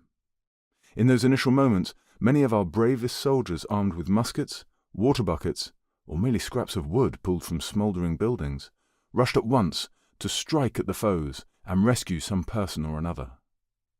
It was young Ensign Tell who first leapt eagerly into action. I saw him from across the square as he drew his sword and waved it about in a great show, calling on those soldiers closest to him. "Arm yourselves, men!" His squeaky voice carried terror and zeal alike. "Some devilry is afoot! Give not an inch! Drive them off!" Thus, with a gaggle of troops, the young officer hurried off with a dream to bring salvation to the devil's first victims, and prove the hero of the day. He was, perhaps, the best of us, for, despite his fears and inexperience, still he did not shirk from the very gates of hell. For our own part, straight upon the first assault, I forced away the lieutenant's grip in a bout of impertinence which under any other circumstance might have seen me flogged. Suddenly, Farwell had a fresh perspective on my appearance, and understanding washed atop his face. "John Story, sir!" I cried. "The dead! Attacking the living!" Yet before I could conclude the thought, the lieutenant's cooler head prevailed. He left me at once, and likewise drawing his sword, set about a more tactical course of action. "Form the company!" cried he. "Form the ranks! Form the— Damn it! Where is my drummer? Form the company! Hurry!" Soon the young drummer was at his side, pounding away at his instrument as best he could, while running with the lieutenant, opposite the flames to the edge of the square. Behind them, soldiers streamed from the bucket brigade line and all about the square, dodging corpses and victims alike as they made to form up down a central lane away from the chaos. The crowd had by then lost any semblance of order. Half its number had become women and children, flying into the square in futile search of security against the mutilated attackers at their heels. They crashed into the original firefighters in confusion as the latter tried desperately to flee without the square and the attackers inside it. Many others, hearing our drummer's call, rushed on with the soldiers to take refuge behind our rapidly growing line. All the while, the devils augmented their numbers from 6 to 12 to 20 and more. Once a person was caught out, be they a soldier or a child, there was no escape. In the chaos, the only way to distinguish the dead from the living became the unnaturally erratic and rapidly jagged motions of their stiffening limbs, or, more morbid still, their gore-soaked faces as victims were claimed. Their scarlet masks glistening in the light of open flames beneath wide, uncomprehending eyes. Somehow, during the struggle, a sufficient quantity of soldiers managed to extricate ourselves from the crowd to form a semblance of a line. We were not assembled by size or armament, but by the chance of whatever place a man found himself in. Thus, I stood at the fore, bayonet before me, with petrified and disoriented men on either side. They seemed oblivious to my ghastly state, but shook and jostled in the line, as if to push it backwards. "Stand fast, men! Firelocks to the front! Prime and load!" The lieutenant had been bellowing his commands ere half of us were in position, nor did any man need to be told twice. With a trembling hand, I retrieved a cartridge from the pouch at my side, and, biting off its end, made to sprinkle some powder into the musket pan before I saw it was shut and remembered the piece was already loaded. Bennett hadn't even fired off a shot before he was set upon by whatever devil had taken him. So I cast the torn cartridge aside and raised my musket to the ready position, desperately surveying the scene. It was impossible to focus on any one object, as my vision blurred in the chaos. I could breathe only with great difficulty, as black smoke swirled with ever-increasing intensity about us. Even through the drumming and those appalling, unrelenting screams, I could make out the chattering of so many teeth, ravenous at the prospect of slaughter. I saw Lieutenant Farwell then rush along the line before us, eyes fixed ahead in a frightful state. As more and more of our men straggled into formation alongside the refugees, he would stop them at sword point, to look them up and down and confirm their comradeship with the living before urging them behind. Still, not every soldier had heeded his word to retire from the chaos. Some fought on amidst the mob, being overtaken one by one as the enemy's numbers grew. Aimless shots were ringing out amidst the discordant choir of chaos. "Tell!" cried Farwell above the chaos. "Mr. Tell! Retire to the line! Tell!" Our young ensign was nowhere to be seen, lost amidst the sea of tearing bodies. The cry for him was shortly taken up by others in the line, as were the names of many other comrades. Our cries served less to bring out comrades, however, and more to attract the attentions of the dead. For not long after we formed ranks did I spy the first of their stumbling limbs, flailing towards us, soon followed by many more. As the quantity of living bodies in the town square, upon which the devils might bite and tear, declined, so too did our formation become all the more tantalizing a prospect for them. "Damn it all!" I heard the lieutenant swear as he ran to our right, clearing the way before our muzzles. "Make ready! Present!" At the commands, we cocked and levelled our muskets, as many called still for their cronies lost in the throng. "Bugger all! Can't tell who to shoot!" cried the man to my left. The one behind me, armed only with a heavy stone, was muttering a prayer. "Fire!" The desperate call was met with a ragged volley. muskets firing in their own time against so many oncoming corpses. Every round carried off with itself great splatters of flesh, yet the rushing corpses took no care of such paltry injury. It would not be long, we all saw, before the first of them would collide with our bayonets. Yet through the crowd, not every figure was so stoic for the balls they took. 3 or 4 bodies instead collapsed, as if their every muscle abruptly gave way. With cries and groans, they clutched at their guts and their shoulders, yet these were only little pains, compared with what followed upon their heels. They, our living victims, were at once set upon by the horde all about them, and their cries sounded all the more wretched for our part in them. Many men, blinking away sooty tears which burned our eyes, could not look on as they were ripped asunder. "What are we doing?" The man to my left now openly wept, and it was all he could do not to drop his musket. "Recover, prime, and load." The lieutenant ordered atop all the pitiable sounds, while the drummer beat furiously and uselessly away. Yet, as I brought down my firelock and made again to prime the pan, my limbs flowing through the exercise as if by an unseen force, I realized the piece had misfired. With all the madness, I hadn't noticed, and might have gone right on with double loading were it not for the cock still resting impotent against the hammer. Damn that Bennett for his obstinance, thought I. With so dull a flint and a poorly kept mainspring, it wouldn't have even mattered if he had fired upon his assailant. Percy had not been half too hard on my old friend before his demise, it seemed. That thought, a fleeting recollection of happier times, was near enough to make me gag in sorrow. I had no choice but to pull back the cock anew, and wipe so hard as I could at the flint with my sleeve, praying my next shot would take better hold.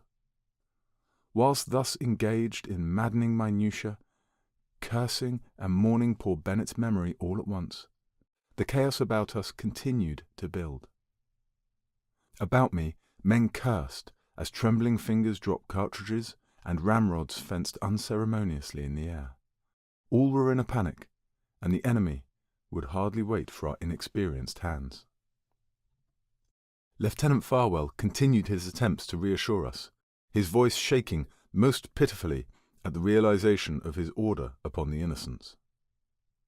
It was then that Ensign Tell reappeared at last.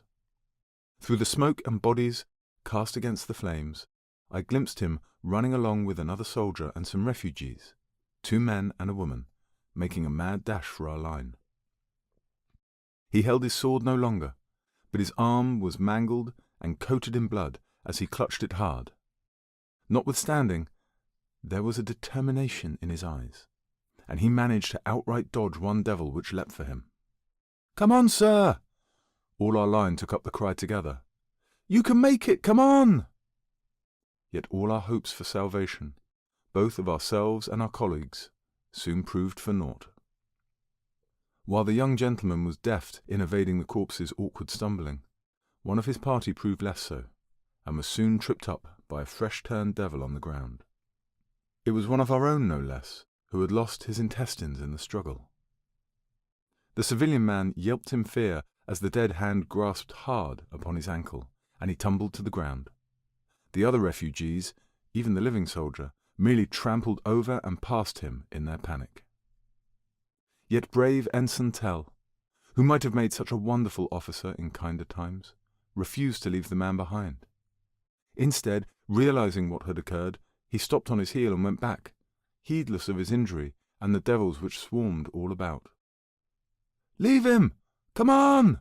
called our line.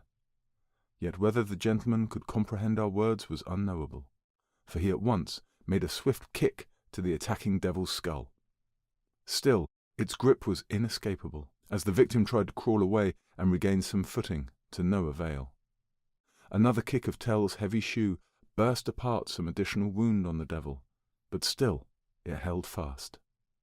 Meanwhile, in the struggle to liberate his charge, the officer did not notice a second devil coming up from his rear. Our cries of warning were fruitless. nor could our attention be laid upon the boy for long. Already some other creatures had begun to push towards us, and Farwell yelled to commence an independent firing by files, so that our line again erupted in peppering whatever devils were closest at hand. They were only a few yards away then, yet I found I could pay them no heed, for my eyes were instead fixed upon the ensign's terrible fate. He was upon the ground like so many others, wrestling to keep the burnt carcass away from himself, and soon he wailed in terror as teeth bore down upon his shoulder. The devil could not quite pierce the thick wool of his coat, but kept him pinned firm upon the ground, as a second husk, and then a third, each came bowling over them. The ensign was quickly buried beneath a copious weight of bleeding flesh, and despite the gunsmoke and heat haze, I swore I could discern the abject panic in his eyes. He looked to us, to me, pleading for salvation. I could no more help him than if he were a world away. Already the devil nearest our firing line, shrugging aside 3 well-aimed balls, was soon to stumble into our bayonets. I was yet to fire when one of the creatures above Tell gained at last a firm grasp upon him, first with deep cutting fingernails, and then its desperate clacking jaws, which bit down hard upon the boy and spread thin the sinew of his neck.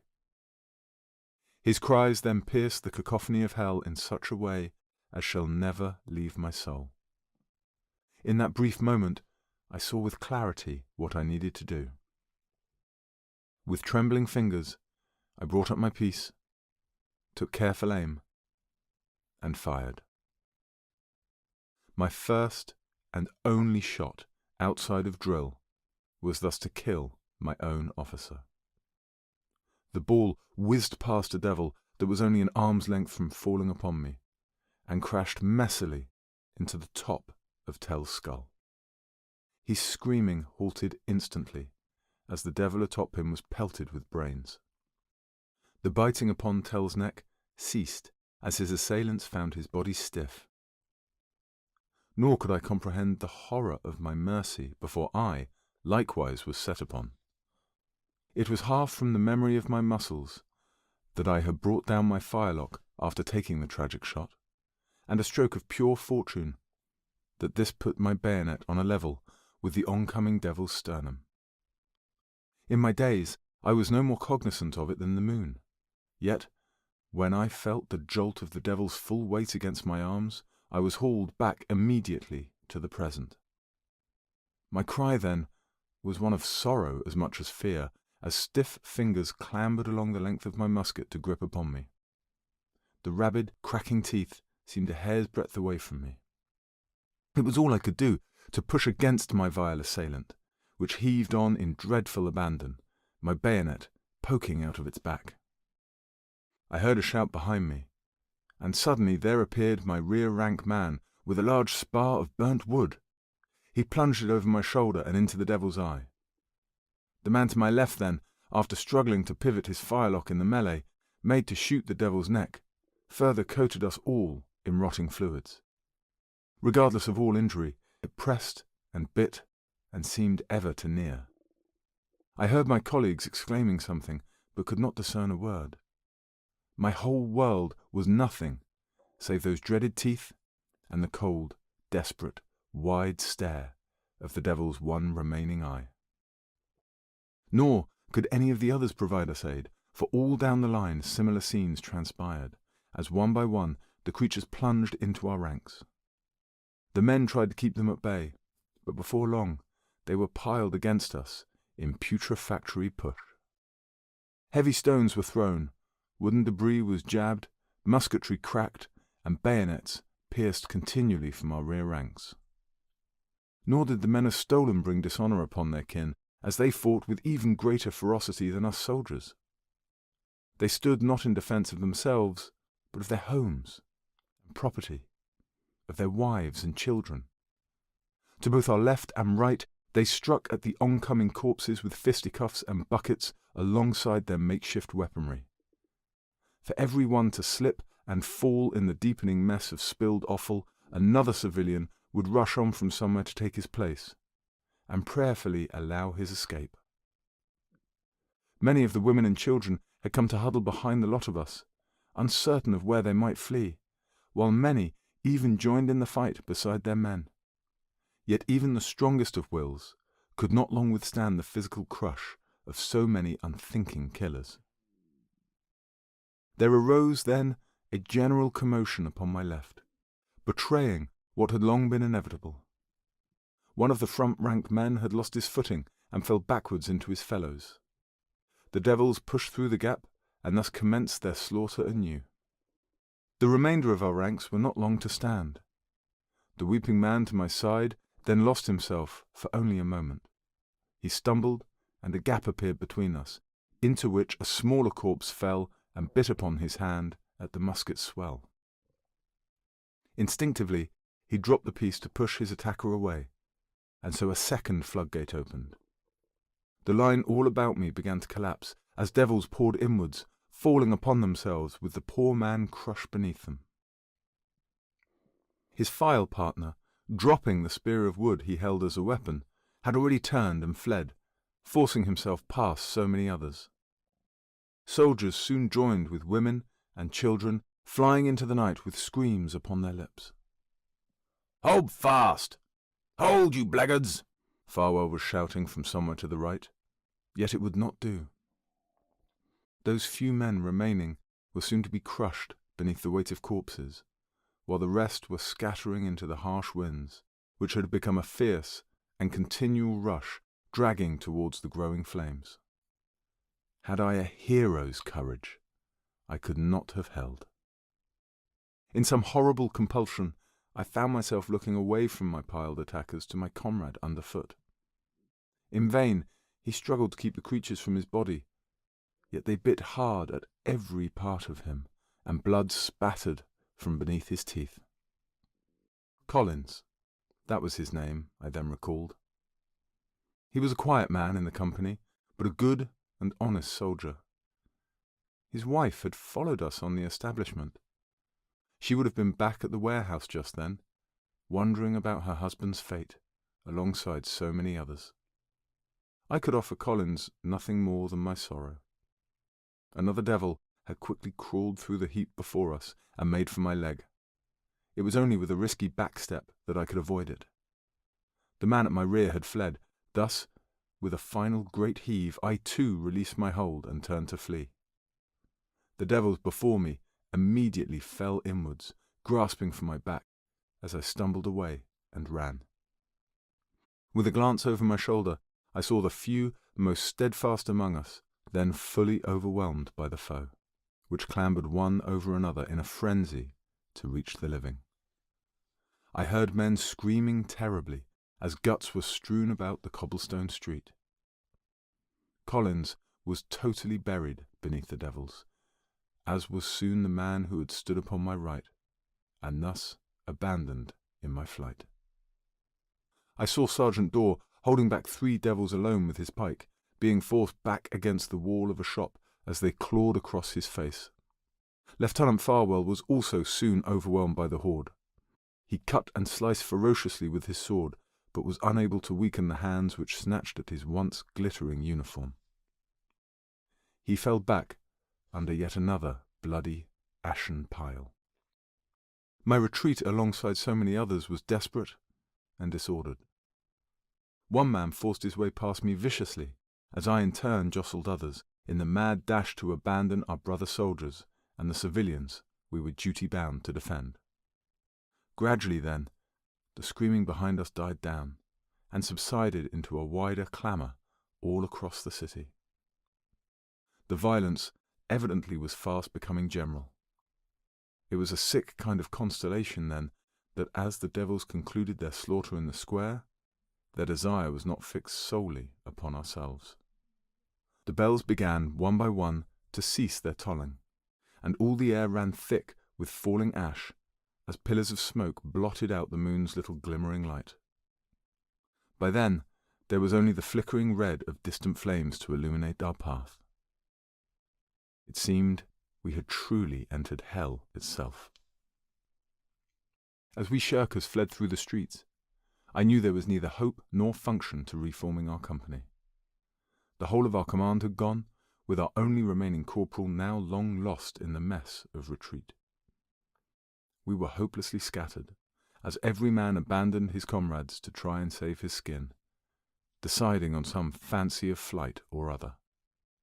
No doubt many would make their way back to the billets and their families, and for a time I thought to retire there as well, before realizing that I knew not how to find my way in the dark, nor the courage to risk stumbling across the foe on my own. As I ran from street to street alongside a handful of others, our way determined only by where the chaos seemed least near, one of the men at our head came to a sudden halt. The motion frightened us all to equal stillness. Holding up a hand, he tilted his head as if listening for something. My recollection then of Bennett's similar pose set me to shiver. "Do you hear that?" wheezed the man through haggard breaths. In the distance, I fancied I could discern the tapping of drums through all the wretched noise. "It must be the Major's company," said he, stunned by his realization. "They're still standing." "Maybe they just haven't been hit yet," another of our number replied in a trembling voice. "We should make for the—" "Like hell I will," then interrupted a third. "I didn't enlist for whatever this is, and I'm not sticking around for it." Without another word, the blasphemer took up running again, pointedly away from the drums. Most of the others in our little crowd soon trailed after him in their bid to flee the town. Nor do I believe they deserve a bit of blame for their attempted desertion. The fate of Stowlham had long been decided. The town was a corpse yet living, the same as its assailants. Still, I was indecisive in my fear, and had I desired to follow after them, I quickly lost my chance. Ultimately, it was the chaos to chart my course. "Come on then," said the first man. "Captain Lawrence was with the Major. He'll be helping to form a new defence. That'll be our best shot." We half-dozen or so remaining soldiers thus carried on, through the bloody night, towards the distant drums. First, we heard a continual call of assembly, and then only scattered tones, difficult to discern, likely of loading and marching. Our progress was slow, with our self-assigned leader checking around every corner. As we did, the carnage's quick spread became more apparent, as we passed helplessly by numerous scenes of degradation. In the depths of one alley, I saw one of the devils trailing organs as it went. It snapped its head to and fro in a horrible fit as it sought out some fresh victim. Blessedly, it did not catch sight of us, nor did another pack of creatures, which we saw rushing from the road to crash through a ground-floor window, whence they had discovered some little girls peering out and screeching in fear. Not a man of us rose a prospect of attempting their rescue, but we slinked past the home, noisy with screams. All down the street we witnessed men, women, and children, some together and some alone, all being caught in their efforts to escape the town. Each was subsequently torn limb from limb by the roving packs of corpses which discovered them. Whether it was wisdom or cowardice that spurred us away from each scene, we sought to help not a single soul, nor to investigate the many homes with their doors flung open and windows shattered. At length, despite not having heard the drums for some time, we ultimately discovered the Major's company. It was as we rounded a corner that we found them standing, bold and straight in well-drawn ranks, 4 abreast in a column at the end of a narrow street. Immediately we made ourselves known, running towards our comrades and frantically waving our arms while crying out for aid. After but a moment, however, the column halted its march. Even from such a dark distance, we could tell that the men were jostled and frightened, uncertain of their footing. It seemed they were untrusting of our intentions, and who might have blamed them? All the town had completely turned upon itself. "Make ready!" I heard a shout from the column's head. Surely their sergeant. Still, the intention of our friends did not first register to us, and we pushed ourselves on in desperate flight. We were nearly upon the column, and the greater safety we thought it might provide. Zent! 8 muzzles in 2 ranks came parallel to the road. Get down! I was already flat upon my belly by the time I heard the shout of a comrade. Fire! The alleyway exploded with sudden light as the muskets spat fire and lead. I thought in the moment, although it may have been pure fancy, that I heard a shot sing just over my head. Not all were carried so far, however, nor were all of our little number so lucky as myself. Directly before me, one man had only thought to kneel and plead with his comrades. I hardly heard him declare his living status ere a ball pierced his scalp, scattering cranial fragments all about me as I lay. He collapsed slowly, straight down upon the ground.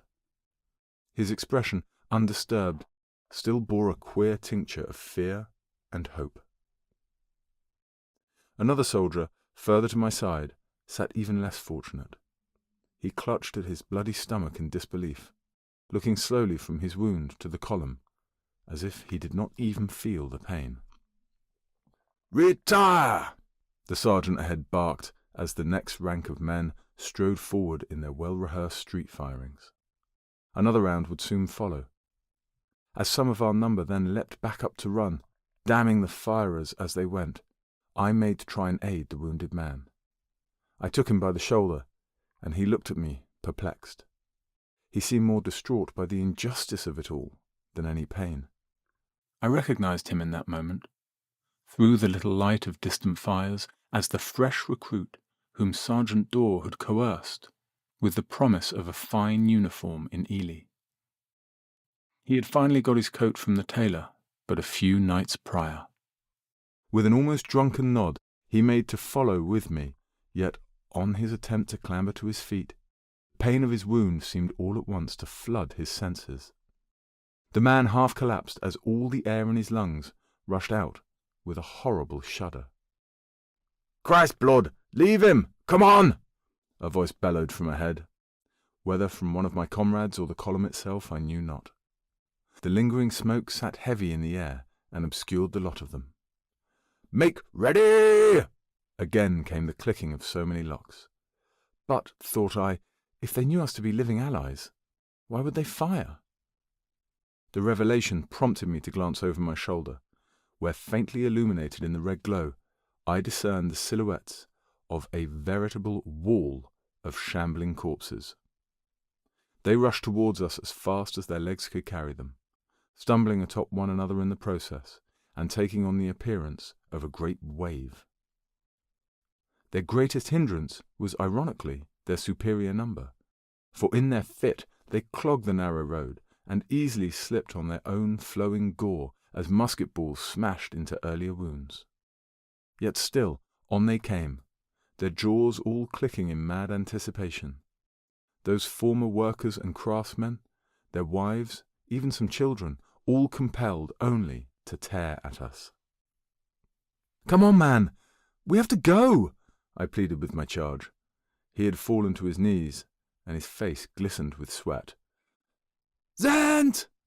Again the muzzles dropped. "I can't," the man could scarcely whisper. Again, I had no choice. I could only weep and curse and plead my regret as I dropped him, ducking to the side of the road just before the volley. Fire! In that awful memory, still, I pray that a ball silenced the recruit's pain before he was set upon by the creatures, for I could not spare another moment to look upon him. I ran as quickly as I could to reach the column while their front ranks were retiring to the rear, the next man stepping up and preparing to fire. They moved with even greater alarm then, and I saw the fear in their eyes. They had seen enough by then to understand the nature of their strange foe. "Damn you for a fool! Get behind the line!" bade their sergeant, before his attention returned to the men. "Ready! Zent! Fire!" His commands came quickly then, and the front rank men retired close on my heels as we slid through the narrow gap between the column and the wall alongside. 8 muskets per volley, even fired at so clockwork a pace, would never be sufficient, and the sergeant seemed to know it. The creatures were close at hand then, and while every shot would force many to stumble, they were soon overtaken by the others behind them. A great tide of flesh was flowing through the streets of Stowlham. I came to the rear with the soldiers as they rushed to their rear rank, and immediately began to load on the orders of another sergeant. I saw the Major himself then, sitting resplendent and thoroughly agitated atop his horse, over which he barely kept rein. Catching the scent of such foul, unnatural decay had put the beast nearly to frenzy, and the officer could but with difficulty keep his control. At the Major's feet then, with a firmer grasp upon the horse's bridle, Captain Lawrence was furious. "This position is untenable, sir," he shouted over the bellowing of the horse and another volley being fired. "They gain ground with every shot." "I'll not abandon my position, Captain. We must advance to the square and throw the enemy back," spat the Major, his wrinkled eyes never looking away from the front. His seemed the sort of determined hatred more appropriate for an old adversary than whatever novel horrors we then faced. "I shall not have it," he reiterated as another volley rang out, more ragged than the last. The men were rushing through their motions. The desperation was rising. "We must rejoin with my company," argued Captain Lawrence. "Thence we may form a united defence about the—" He was cut off as I appeared alongside the other refugees from our company. An old lieutenant attempted to stop us, but Captain Lawrence bade us forward with haste. He could hardly conceal his shock at our depredated state. "What's happened?"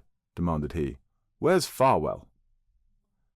"Gone, sir," I replied, hardly able to believe the words as I spoke them. I had never spoken directly to my captain before then. The company was set upon, sir, while fighting fires. We couldn't stop them." The final words came out in a broken choke. Every regular musketry blast set my heart to skip as I envisioned the encroaching flesh tide. The tale was thus taken up by one of my comrades. "The other officers are dead, sir," he reported more matter-of-factly. "Sergeant Dorr, too." A horrible cry then issued from the front. The whole of the column shuddered backwards as men recoiled at some terrible sight. Their non-commissioned officers and the lieutenant kept the men in their ranks, some with bodily force, and shouted encouragement to keep the foe at bay. Yet it was obvious that they too were close to panic. Shots then rang out, irregularly, as the rear ranks fired haphazard into the crowd before them, while sounds of a general melee arose. Meanwhile, Captain Lawrence had frozen in woeful awe at having learned of the loss of his entire command. It must have struck him hard to know that he had not been present. "They can't be killed, sir. We mustn't remain," I then pleaded with both of the officers. A soldier then broke from the column and made to flee, before he was seized by the lieutenant, who delivered a hard punch to his stomach with the hilt of his sword. "Back into ranks, or I'll run you through," he threatened, yet through the blow the man was undeterred from his aim. All fear of such simple, mortal punishment had long fled his mind. He actually wrestled with the lieutenant to slip from his grasp, and was soon followed by others who broke from the column in a great clump. "Keep ranks! Hold fast!" The sergeant tried to force men back in with his pike. Captain Lawrence lost control of the Major's horse, which began to buck and run, nearly toppling him over in the process. Another louder shot then rang out, as a zealous corporal shot a fleeing man in the back. He fell at my feet, his spine severed, gasping for air. Nothing would do for it. The line was collapsing. Within a blink, at least half of the column took to flight down the narrow street. Among those who stood, the frontmost men were keeping biting devils at bay with their bayonets. They were failing under the push of dead meat, whilst every moment stragglers broke through to bite and tear away at them. Notwithstanding countless shots and bayonet thrusts, musket butts beating into them, and an ensign's sword cutting away, our foe's indefatigability was quickly realized. With the Major in unwitting flight atop his wiser mount, it fell to Captain Lawrence to take command of whatever pathetic little band remained. "Retreat! Break ranks!"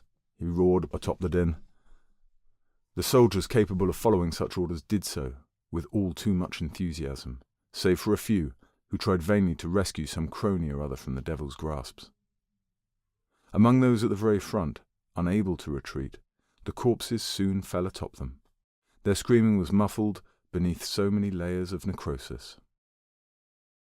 I found myself rushing at speed down the road alongside the captain, who urged the men to keep together all the while, and load as they ran. Few heeded him, but made for whatever path they could. Up ahead we saw the Major, having finally given power over to his horse, galloping down the road with all speed past the scattered remains of his company. Thus fell the garrison of Stowlham, in fear, confusion, cowardice, and sick betrayal. It was a terrible blessing that the first men overtaken were slow to die, having been so clumsily swarmed, for their corporal stubbornness thus distracted the devils and permitted the remainder of us to gain some distance. Our advantage was not to last long, however. As the wounded, scattered column fled down a wider lane, another terrible scream emanated from our head. While several devils pursued hotly from the rear, it seemed others were drawn to the general commotion, and soon came on from all around. I saw an old man, his jaw ripped clean off, come charging out from an alleyway to tackle the man before me. When Captain Lawrence made to aid him, I had cause to break my discipline in a most terrible fashion as I grabbed him by the arm and pulled him back. "There's nothing for it, sir," I implored over his aghast protestation. Just behind the jawless creature, two others then descended upon their victim, whose screaming was soon silenced. All about us were similar scenes playing out, as the devils came on endlessly. They stumbled not only from the town centre then, but had evidently managed to infect every corner of the town. Nowhere was safe, as the captain and I were preserved by little more than the sick whimsy of fortune. Man after man all about us succumbed, in one fashion or another, to the biting masses. The head of our column had slowed then, with many men doubling back as a particularly large group of devils appeared to the front. Panic filled every soldier's eyes, and the few who remained armed fired wildly in every direction.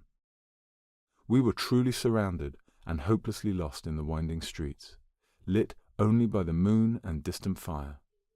Soon even the Major himself, attempting to turn his mount clear of danger, was set upon. His attacker had stumbled from around some bend and seized upon his leg, desperately gnawing away at the thick leather of his boot. It could not bite through the material, but neither could it be extricated by the thrashings of man or horse. It was soon joined by another devil, and a third. Before long, the poor horse was bogged down by biting devils and overwhelmed. With every kick which might have killed any mortal man, the steed merely provided greater openings for more assailants to shove themselves. They bit at its flank and underside, clawed at its face, and pulled erratically at the Major. All his cutting was futile against the mob, which had grown to a staggering 4 deep in parts. It was too much for the unfortunate animal, as ever so slowly it was dragged to the ground, beneath the chittering mass. The Major was soon silenced, yet his horse was a stubborn beast, evidently feeling every bite and refusing to give up the ghost to the last. Its shrieking echoed loudly through the streets, and served to pull more devils into the frenzy, as they bathed in the heavy entrails of beast and man alike. For those few who were capable and willing to try and aid their commander, their stabbing and shooting into the crowd proved little worth. They were soon taken just as their officer had been. Yet while I was frozen in fear of all these terrible events, it was Captain Lawrence who leapt at once into activity. The greater portion of our foe being distracted, he took the opportunity and made for the nearest home, attempting to force his way inside. "Open this door!"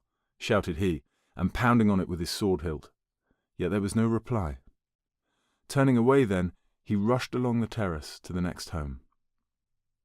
I made to follow his example at once, and coming to the nearest door likewise attempted to force it. Finding it firm and locked, I began bashing upon it with my fists, calling for any inhabitants. From within, though I could not see her through the blockaded window, I heard a small child wail in horror. No doubt they were clutching away at their mother's skirts, imagining me to be one of the dead. "I'm alive! Please! Help us! Please!" I pleaded with the door, yet its cracked paint yielded nothing beyond the sounds of terror within. Nor should I have suspected otherwise, for what parent would risk their child being ripped asunder for the sin of charity to a soldier?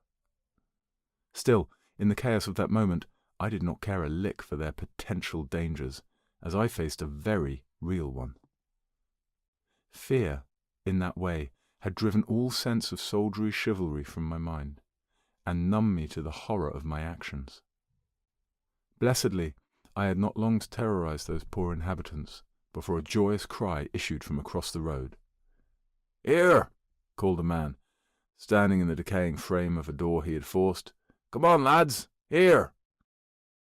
Without a thought, I set off for the sanctuary, skirting past numerous gruesome scenes as I went. To one side, 2 men were overtaken, and fell over each other when a devil boldly collided with them. To the other, the Major's horse, half gutted and well spread across the street, had finally succumbed. The great heap of corpses atop it struggled, in their tangled limbs, to detach from the mob and haul themselves upright. By the time I had reached the doorway, many men were already clambering for a spot inside, jamming themselves unceremoniously through the narrow gap, and receiving terrible deep splinters to their hands and faces in the process. Captain Lawrence was soon there to shove some of them inside, and with blood pouring down his arm from some unseen injury, wave the remainder of us inside. I was among the last to enter the little home, and the captain slammed hard the door behind us as a number of devils caught wise of our movement. Without hesitation, they threw their weight against the door, already loose on its hinges and propped up only by the effort of wounded Lawrence, who called out for a blockade. The nearest men soon produced numerous sizable pieces of furniture, which, with some difficulty, they wedged before the door. Soon, every object of weight in the little sitting room we had found ourselves within was heaped against the entrance. Blessedly, it seemed the creatures lacked the wit to even ram our gates, but merely pushed continuously upon it with all their weight. Thus, with great fortune, their efforts proved ineffectual at overcoming our defence. Nor, however, did they surrender the effort, but piled deep around the home in the memory of our escape.